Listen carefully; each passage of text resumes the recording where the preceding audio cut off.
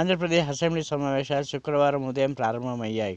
తొలుత కొత్త సభ్యులతో ప్రొటెం స్పీకర్గా గోరట్ల బుచ్చయ్య చౌదరి సభ్యులతో ప్రమాణ స్వీకారం చేయించారు.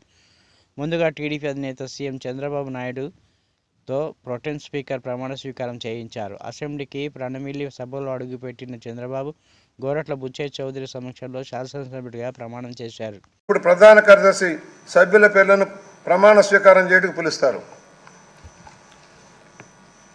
శ్రీ నారా చంద్రబాబు నాయుడు,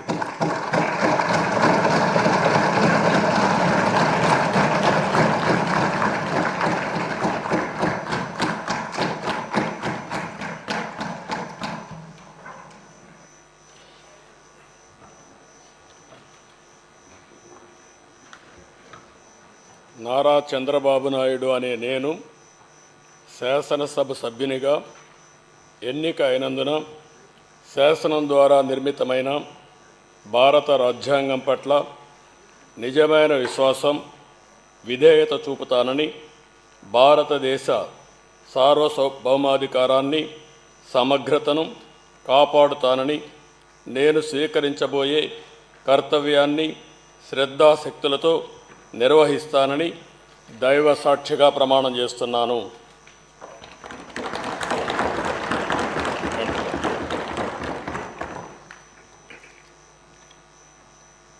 ఆంధ్రప్రదేశ్ శాసనసభ సభ్యుడైన నారా చంద్రబాబు నాయుడు అనే నేను సభ నియమాలకు కట్టుబడి ఉంటానని, వాటిని అనుసరిస్తానని, సభా మర్యాదలను పాటిస్తానని, సాంప్రదాయాలను గౌరవిస్తానని దైవ సాక్షిగా ప్రమాణం చేస్తున్నాను.